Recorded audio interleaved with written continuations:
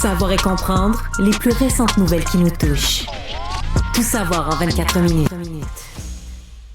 Bienvenue à Tout savoir en 24 minutes. Bonjour Mario. Bonjour. Beaucoup de nouvelles aujourd'hui, là, alors que c'est un petit vendredi tranquille. Ouais, mais il y en a une qui a ramassé le monde entier. C'est la première nouvelle, peu importe le média sur Terre que tu regardes présentement. Voilà, éclipse médiatique, comme on dit, Mario. Kate Middleton, la princesse Catherine, on a enfin des nouvelles d'elle. Je rappelle quand même que dans les derniers mois, c'était des spéculations un peu partout sur son état de santé. On savait qu'elle s'était fait opérer au ventre, à l'abdomen, par exemple. Mais depuis, là, des espèces de photos retouchées qui avaient été diffusées avaient affolé vraiment là, des gens du monde entier. Au moment de son opération, elle avait quand même annoncé une longue période de récupération. Elle s'était donnée jusqu'après Pâques. Elle se fait opérer en janvier, ben, jusqu'en avril. Oubliez-moi pour les activités publiques. Mais voilà qu'elle vient d'annoncer que durant cette opération-là, on s'est rendu compte qu'elle aurait un cancer et a commencé des traitements de chimiothérapie depuis ce temps-là pour être capable de le guérir. Donc, dans une vidéo là, qu'elle a publiée aujourd'hui, a dévoilé véritablement là, quels étaient les ennuis de santé dont elle souffrait. Et là, on se comprend. On précise pas de quel cancer il s'agit, mais on est dans la région abdominale, Mario. Là, après ça... Ouais. Un cancer féminin, système digestif, les principaux cancers. Mais on voit l'image quand même... Je veux dire, on la sent quand même amaigrie, le teint assez pâle, assez blême. Elle fait, correct, mais fait pas pétante de santé, mettons. Là. Tu vois qu'elle a eu ça dur au cours des dernières semaines. Là. Ce qui pourrait expliquer d'ailleurs qu'elle ait décidé de retoucher des photos là, où elle apparaissait avec des enfants. Évidemment, ce n'est que des spéculations à ce point-ci. Mais bon, là, l'annonce, cette fois-ci transparente de son cancer, permet de faire taire aussi des rumeurs, Mario. Hein? La machine à potins, rumeurs, théories de complot même, c'est affolé là, dans des dernières semaines depuis ce temps-là. Et donc, elle demande de respecter sa vie privée. Je pense que pour une partie, je veux dire, il y a au Royaume-Uni des tabloïds dont c'est le pain et le beurre. Là. On va parler de la famille royale. Donc, donc ils vont parler juste de ça. Je pense qu'ils vont en parler plus respectueusement. La machine à rumeurs va se calmer parce que là, on a quelque chose de vrai, d'authentique. Elle est sur un banc, elle donne leur juste sur ce qui se passe. Je pense que ça va calmer la machine à rumeurs folle. Mais je pense pas que le respect de vivre ça de façon privée, c'est possible pour la famille royale. Oui, surtout que Kate, c'est une des femmes les plus photographiées de la planète, là, au grand complet. Il y a toujours des paparazzis, des gens qui la suivent. Oui, c'est sûr, on souhaite qu'elle puisse avoir là, sa vie privée pour être capable de combattre un cancer comme ça avec sa chimiothérapie. Elle a dit que ça va bien au début du traitement, puis sa santé va bien, elle est bien suivie aussi là, dans ce cadre-là. Mais c'est certain, comme tu le dis, là, que la machine à rumeurs est folle. Pour la famille royale, ça veut dire qu'essentiellement, si j'essayais tantôt de refaire les événements, on a su en février que le prince Charles était atteint d'un cancer lui-même. Oui. Elle a dit, je pense qu'on lui a enlevé une masse, puis après ça, c'est à l'analyse médicale de la masse qu'on a découvert que c'était cancéreux. C'est probablement passé, ça a été opéré fin janvier, quelque part dans le mois de février. C'est-à-dire que dans le mois de février qui vient de se passer, la famille royale a probablement eu 2 fois la nouvelle d'un cancer dans la famille. Là. Exactement. Puis pour William, ça devient son père et son épouse, là, les deux qui ont un cancer en même temps, qui doivent le combattre. Donc effectivement, c'est des grosses nouvelles là, pour la famille royale. Puis tu parlais des gens qui ne respectent pas la vie privée. Je rappelle que dans les derniers jours, on a appris qu'il y a des gens qui ont été arrêtés au Royaume-Uni parce qu'ils ont essayé de consulter dans une clinique médicale son dossier médical. C'est à ce point-là que les gens sont fous autour de la famille royale, là, puis veulent tout savoir exactement ce qui se passe. Je pense que c'est un bon... Mais probablement qu'un employé d'hôpital qui aurait réussi à craquer le système informatique puis avoir les renseignements médicaux aurait probablement pu vendre ça à cachette à un journal, à un tabloïd pour une fortune, là. Oui, on se comprend. Là. Ça vaut une fortune, cette information-là, dans les mains de certaines personnes. Ouais, bien que c'est abject, ça a toujours fait partie. C'est l'argent, là. C'est certain que la personne avait un dessein financier, là, une volonté de faire une petite passe de cash avec ça. Voilà. Et là, comme tu le dis, une nouvelle qui a fait le tour du monde, des dirigeants du monde entier qui ont souhaité les meilleurs vœux de rétablissement à Kate. Puis il y a même la médecin en chef du Royaume-Uni là, qui a pris la parole pour dire, regardez, c'est courageux de faire une sortie comme ça. On sait que c'est une femme publique, elle va être bien traitée, bien suivie, mais quand même, là, de faire toute la lumière sur cette histoire-là, ça va calmer un peu les choses. Bon rétablissement, bien évidemment, là, à Kate Middleton. Actualité. On va revenir en politique québécoise, municipale, mais pas en ce moment au Canada, ni même au Québec, Mario. On s'en va jusqu'à Boston, parce que c'est là que se trouve le maire Bruno Marchand, le maire de Québec en ce moment, qui est en mission, délégation jusqu'à là-bas. Qui avait annoncé il y a 2 jours qu'il s'en allait là, notamment pour rencontrer aujourd'hui la mairesse de Boston. Exactement, sauf que, Il s'est fait poser un lapin, Mario. Voyons donc. Tu sais, quand t'as une date, t'as hâte, c'est le fun, tu te prépares, tu te mets beau, tu te parfumes. Un maire qui va dans un autre hôtel de ville s'en va rencontrer le maire ou la mairesse. Ouais, c'est plate en maudit quand le maire ou la mairesse en question n'est pas là. Puis c'est le cas en ce moment. Alors que la mairesse, là, Michelle Wu, devait le rencontrer, ben, semble-t-il qu'il y a 2 urgences. Là. On parle d'une urgence liée à l'immigration, entre autres, mais qui a nécessité qu'elle s'absente et qu'elle rate son rendez-vous avec M. Marchand, qui a rencontré 3 conseillers municipaux de Boston, 2 parfaitement francophones, nous dit-on aussi, Mario, de surcroît. Mais quand même, quand tu vas pour rencontrer la mairesse, c'est ta mission, ta délégation, tu te fais... Je veux pas être plate, là, mais mettons, tu rencontres pas le premier ministre à quelque part, tu rencontres des ministres, bon, mais au moins dans leur champ d'expertise, je sais pas, le ministre de l'économie ou le ministre des finances, ou tu sais, c'est quelqu'un... Dans son champ, il y a une juridiction, là, un pouvoir... Conseiller municipal, là, on se fera pas d'illusions, là. Tu sais, oui, il y a un vote au conseil, oui, il peut être au comité exécutif responsable de quelque chose, mais dans une ville, c'est le maire ou la mairesse, là. Ouais. Puis dans une ville, il n'y a rien qu'un boss, là, c'est le maire ou la mairesse. Fait que si tu vas à Boston, si tu vas à l'hôtel de ville de Boston, c'est pour rencontrer la mairesse. Donc, ça fait... Et moi, les gens de Québec sont tellement fiers, je suis convaincu de ça. Parce que, bon, Boston, c'est une ville plus grosse que Québec, OK, ouais. Mais Québec, c'est pas une petite ville à l'échelle du continent nord-américain. Québec est une grande ville. Donc, que leur maire aille rencontrer des conseillers municipaux, je pense pas que les gens de Québec vont trouver ça bon du tout. Là. Je pense pas que ça va... D'autant plus que le maire Marchand n'arrache déjà avec ses projets, puis son étoile a pâli un peu. Là. Il reste respecté, mais il est plus au niveau d'appréciation qu'il était dans sa première année de mandat. Je sais pas, j'ai l'impression que celle-là, elle va passer mal à Québec. Là, t'es en train de me dire, Mario, là, qu'en moins de 24 heures, on a droit à 2 trahisons majeures à Boston, là. 2 en même temps. Ah ben on a oui. ça. Puis hier soir, qui est allé lire l'alignement des Bruins de Boston en plein milieu de leur vestiaire? Hey, Céline! Mario, Céline Dion oui, qui est là, allé lire ça dans le vestiaire des Bruins. Ces gars aiment le hockey. Les Bruins de Boston, c'est une institution, une des 6 équipes originales. C'est quand même de l'hérésie, là. Mario, je peux pas croire. Les Bruins, Céline, qu'est-ce que tu nous fais, Céline? Le maire Marchand se fait sacrer dans les poubelles puis se fait plaquer un lapin par la mairesse. Puis en plus, Ben là, Céline s'en va aider les Bruins. J'espère que le maire Marchand, c'est au moins booker un rendez-vous avec Céline, faire signer un autographe par Céline, minimalement. Mais minimalement, Mario, j'ose espérer. Oui, on la voit, les gens qui nous regardent à la télé, elle a même annoncé l'alignement partant là, du match à la place de l'entraîneur. Mais oui, elle a dit « Pasta, you make me hungry » en parlant de Pasternak. Pasternak, ouais. Dont le nom ressemble aux pâtes. Ah, Céline, qu'est-ce que tu nous fais, Céline? Vous êtes taillé les Bruins? Un peu moins que les Maple Leafs, mais beaucoup, oui. Tu vois, il n'y a pas grand-chose, moi, qui me rend plus heureux dans la vie, puis tu pourras en parler avec Jean-François tantôt, mais de savoir que là, le printemps va arriver, les séries d'hockey vont commencer, puis les Maple Leafs de Toronto vont perdre au premier tour. Je t'en annonce tout de suite, là, ils vont perdre, puis je vais... Pas. C'est fini, c'était de l'ancienne époque, non? Pendant 2 semaines de temps, je vais lire tous les journaux de Toronto pour me repaître de leurs larmes. Mario, je peux te le jurer, je bois ça, c'est mon breuvage préféré. Savoir et comprendre, tout savoir en 24 minutes. Mon trêve de plaisanterie, dans les nouvelles plus sérieuses, on a eu droit à une arrestation aujourd'hui qui a fait le grand bonheur de quelqu'un particulièrement connu. C'est Alexandre Champagne qui a dit dans les dernières semaines, je rappelle, annoncé que son père avait été agressé sur une rame de métro sur la station Jean Talon. Son père de 67 ans qui... Par deux gars beaucoup plus jeunes et plus gros que lui. Voilà. Et là, aujourd'hui, annonce de l'arrestation d'un des 2 hommes là, qui aurait été retrouvé par le service de police de la ville de Montréal. On confirme un homme de 42 ans en situation d'itinérance, Mario, qui souffre de problèmes de santé mentale et de toxicomanie. Là. Ça faisait partie des hypothèses, ou du moins ce qui était énuméré depuis un petit moment quand on parlait de sécurité dans le métro. Et je crois que l'homme était recherché pour d'autres crimes. Oui, exactement. Il s'en serait à son 3e méfait depuis le mois de janvier. On fait 3 fois des méfaits qu'il commet comme ça. Il était recherché par les autorités en plus depuis 2020. Donc, est-ce que ça va devenir un autre cas de pourquoi, diable, ce gars-là était-il en liberté en ce moment? Puis ça va devenir aussi un autre questionnement, c'est si le gars avait pas eu le malheur d'attaquer le père d'une personnalité connue qui a la chance d'avoir un gros porte-voix, là, qui, à travers les réseaux sociaux, alerte l'opinion publique, grossit l'histoire, peut-être qu'il se serait rien passé puis que le gars en aurait fait un 4e la semaine prochaine, là. Oui, surtout que dans le cas du père d'Alexandre Champagne, on se dit que le monsieur de 67 ans, après ça a été fait passer à tabac, ses lunettes brisées et tout, par l'homme en question, il n'y a personne qui l'a aidé.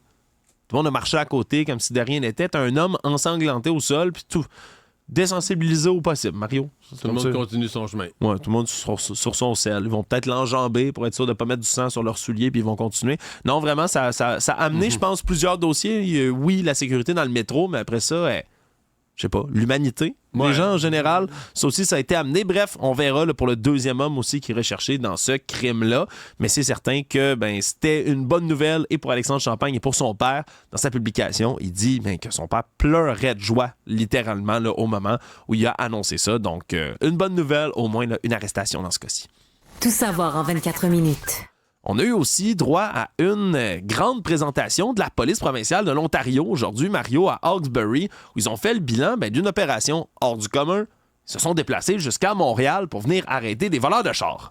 Déplacés avec le poste de commandement écrit OPP dessus, en plein Montréal, en dehors de leur province. Voilà, dans le coin de Saint-Léonard, si je ne m'abuse, on avait... Et la police de Montréal. C'était sûr qu'il y avait une opération conjointe, qu'il allait y avoir des gens qui allaient se faire mettre la main au collet. C'était certain. Là, il allait pas venir faire du tourisme ou faire de l'enquête générale. C'est parce qu'il venait faire une opération. Quand même pas mal de monde qu'on a ramassé. Oui, on a beaucoup critiqué les policiers, Mario, et le travail policier autour des vols de voitures. Mais il faut dire que depuis le sommet qui s'est tenu à Ottawa, on a vraiment du mouvement. 34 personnes. Presque toutes les semaines, il y a quelque chose. Puis pas une petite arrestation, là, des opérations plutôt majeures. Oui, 34 suspects là, qui se sont fait mettre la main au collet, Mario. Là, on visait 80 suspects, donc on comprend. Là, on n'a pas atteint même la cible encore de ce côté-là. Non, mais le 34, par contre, il y en a 11 autres qui sont pas inclus dans le 34 parce qu'ils étaient déjà en prison. Ils se sont rendus compte au moment de leur recherche, OK, c'est des gens qui sont déjà en prison pour d'autres choses, mais qu'ils sont recherchés parce qu'ils ont aussi fait des vols de voitures. Puis il y en a quelques-uns aussi qui ont été mis sur des listes de gens recherchés. Donc, on n'avait pas d'adresse, on ne savait pas exactement où les trouver, mais ils sont notés comme recherchés. Ils font partie de ceux à arrêter éventuellement si on les retrouve. On a reçu tout à l'heure, plus tôt dans cet épisode, l'inspecteur Shane du SPVM qui venait nous faire un peu un bilan de tout ça. Puis Mario, c'est une question que tu as posée, je crois, qui est vraiment intéressante dans ce dossier-là. L'âge des jeunes suspects qu'on a arrêtés. Là, je viens de dire jeunes suspects, je vends la mèche. On parle de la majorité, très vaste majorité des 34 ont en bas de 22 ans. C'est jeune là, pour rentrer dans un réseau criminalisé. Dont certains ont dit qu'il y a aussi des mineurs dans le lot. Donc, c'est une des choses qui frappe aujourd'hui. C'est une grosse frappe policière. Mais c'est incroyablement jeune, les gens qu'on arrête. On parle du vol de véhicules, puis on se plaint du fléau, mais on devrait quasiment mettre là-dedans le fléau. C'est comme une nouvelle génération de criminels. On prépare comme le crime organisé de demain avec des jeunes dans la jeune vingtaine, ou même des mineurs ou des jeunes de 17, 18, 19 ans. Ouais. C'est inquiétant. Oui, c'est inquiétant, surtout que ces jeunes-là ont vraiment un motif financier à aller faire ça. Là. On se comprendra que pour eux, c'est de la criminalité, mais pas nécessairement de la criminalité violente. Donc, on peut embarquer peut-être plus facilement des jeunes en leur promettant des sommes d'argent mirobolantes, Mario, là, ni plus ni moins. Et on leur promettait jusqu'à tout récemment une confiance élevée de ne pas se faire pogner. Une confiance, une certitude quasi de « Regarde, la police enquête pas ça, ils nous laissent faire. » Si tu fais pas de grosses gaffes, là, si tu donnes pas à la police là, une occasion de t'arrêter, si tu fais pas de grosses gaffes, pas de trouble. Ouais. Et c'est un peu ça ce que M. Shane de la police de Montréal me disait, que l'opération conjointe avec l'Ontario, parce que c'est beaucoup des gens qui avaient fait des vols en Ontario et qui étaient à Montréal, puis ils se disaient, regarde, la police de l'Ontario ne nous trouvera pas ici. Alors, ils ont justement voulu prouver aux voleurs que même en changeant de province, tu te mets pas à l'abri. Là. On va te ramasser où est-ce que t'es. T'as volé des autos à Toronto, tu restes à Montréal. On va venir te ramasser à Montréal. Donc, il y avait une volonté de montrer que là, on s'en occupe. Là, depuis le sommet, ou je sais pas. Peut-être parce qu'il y a aussi vraiment une opinion publique beaucoup plus en colère contre le laisser-aller sur le vol de véhicules. Ça fait réagir les élus qui ont mandaté les policiers pour mettre les bouchées doubles. Donc, on veut faire sentir que si t'es voleur de véhicules, tu peux plus le faire en toute impunité. Oui, et là, on va devoir passer à la deuxième partie, si on veut aussi, de ce plan-là, Mario, parce que, OK, c'est bien beau d'arrêter le monde, mais là, on passe sur le judiciaire après. Puis c'est juste des tapes sur les doigts qui sont données à ces jeunes-là. Ils vont recommencer. Le dernier procès là, qui a fait les nouvelles pour un vol de véhicule, c'est vendredi. C'est-tu vendredi passé ou c'est l'autre d'avant? Je sais plus si c'était une semaine ou 2 semaines, je viens mêler. C'était quoi? 2 mois d'enquête. Puis Non, mais la peine... Travaux communautaires. Ouais, ça fait peur, Mario. Ça me dissuaderait de gagner des dizaines de milliers de dollars à voler des autos, là, ça, des travaux communautaires. Travaux communautaires, déjà qu'on a fait un dossier il y a quelques mois là, qui disait que les travaux communautaires, est-ce qu'ils font vraiment toujours? Est-ce que c'est vraiment géré avec toute la rigueur voulue, puis les heures sont vraiment toutes faites? On n'est même pas sûr. Savoir et comprendre, tout savoir en 24 minutes. C'est la consternation ce matin dans la communauté CRI de Waswanipi, alors qu'on a 4 personnes qui sont décédées, 4 jours de deuil qui ont été déclarés pour ces 4 membres de cette communauté qui sont décédés sur les 5, alors qu'on a... Tout un accident de la route, là, un face-à-face. Les images hier sont apparues vers l'heure du souper. Terrible. En fait, un des véhicules, la fourgonnette où il y avait 4 personnes, a carrément pris en feu, mais c'est un face-à-face de plein fouet. Début d'après-midi, sur la route 113, hier, dans l'est de la ville de Chapais. On ignore pour l'instant qu'est-ce qui a causé tout ça, mais c'est vraiment, comme tu le dis, un face-à-face. Collision frontale, une camionnette qui aurait dévié de sa voie pour aller complètement dans l'autre voie et se faire emboutir. Donc, les 4 personnes qui étaient à l'intérieur, c'est 4 membres de la communauté CRI.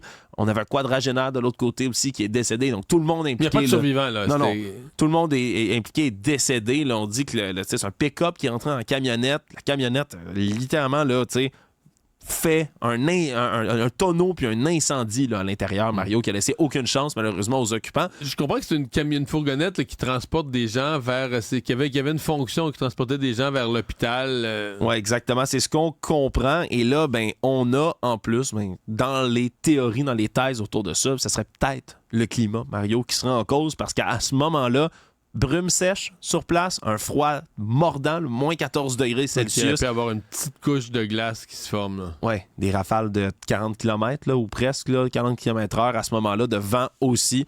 Malheureusement, là, c'est toutes sortes de choses qui peuvent causer des accidents. Donc, ça reste à voir. Il y a une enquête du coroner qui est déclenchée dans ce dossier-là. Économie. Le ministre Miller de l'Immigration fédérale a beau se défendre, Mario, depuis le début de la semaine en disant que les nouveaux visas qui sont réimposés aux travailleurs mexicains vont pas empêcher les travailleurs étrangers puis la main-d'œuvre de se rendre jusqu'à nous.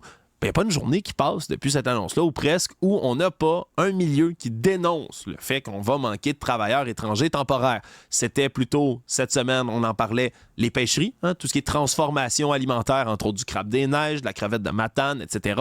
Là, ce sont les produits maraîchers, là, alors qu'on a vraiment tiré la sonnette d'alarme. Le maraîcher, les fruits et les légumes, depuis plusieurs années, on ne trouve plus de main-d'œuvre locale. Plus, ou en tout cas pas assez. On en trouve un peu, mais pas assez. Et on fonctionne largement autant les plantations, les semences ou plantations au printemps que les récoltes plus tard en saison. C'est largement l'œuvre de travailleurs étrangers temporaires, de Mexicains, de Guatémaltèques. Et là, c'est le problème des visas qui sont demandés aux Mexicains qui entrent en ligne de compte. Oui, parce qu'on a beau dire que il n'y en a pas de problème, ils peuvent passer. Quand il l'a annoncé, il avait dit qu'il y avait une exception pour l'agriculture. On a répété ça en ondes, nous, mais on a répété ça...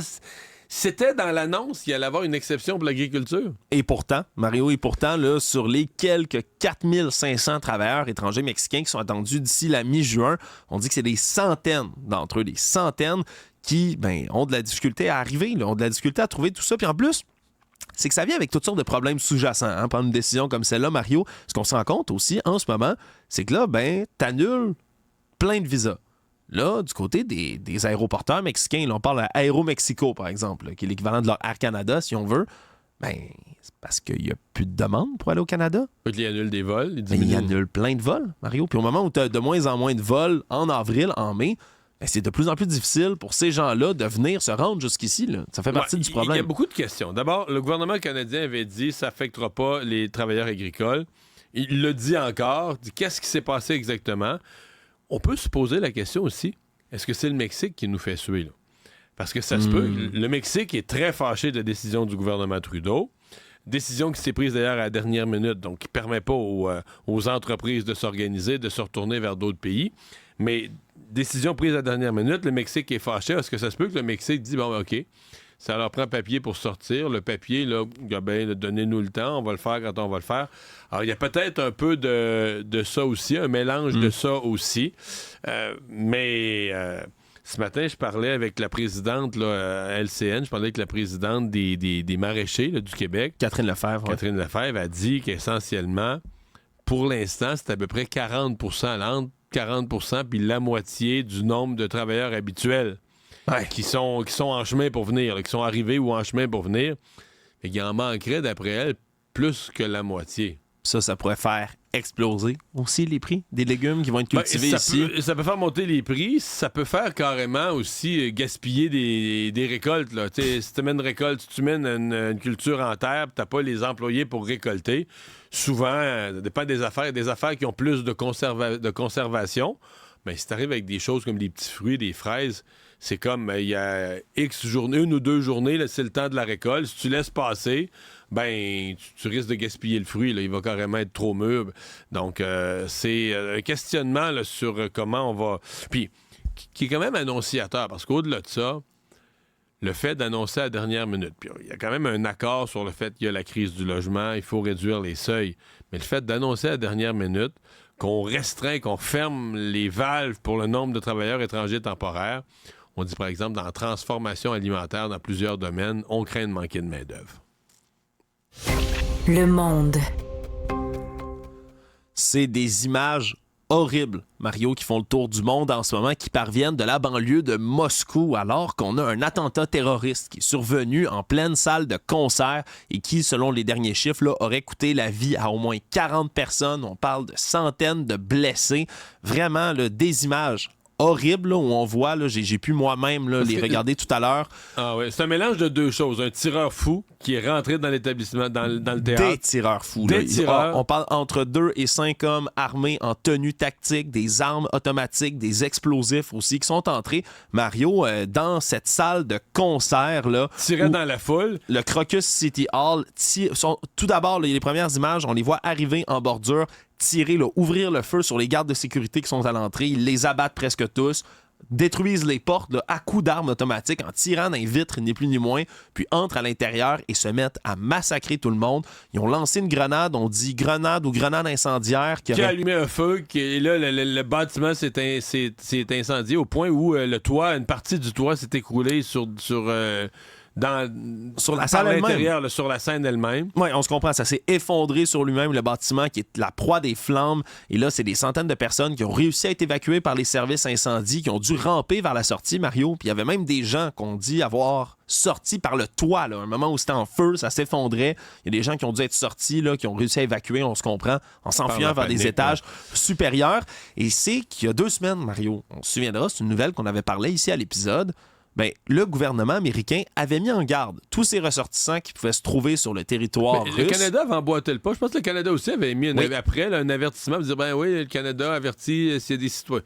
Parce que je me souviens, je m'étais fait de la réflexion. Moi, je sais pas combien il reste de citoyens canadiens présentement en Russie, de pas en avoir 1 million. Là. Non, mais quelques-uns qui sont d'origine russe, qui ont de la parenté, à mon avis, c'est pas beaucoup. Il n'y a pas de touristes canadiens qui se promènent en Russie cette année. Là. Mais quand même, on avait senti le besoin d'émettre un avertissement dans lequel on disait attention, évitez les endroits publics si vous trouvez là-dedans. Et il énumérait dans l'énumération les salles de concert, entre autres, en disant un attentat terroriste est imminent selon nos services de renseignement.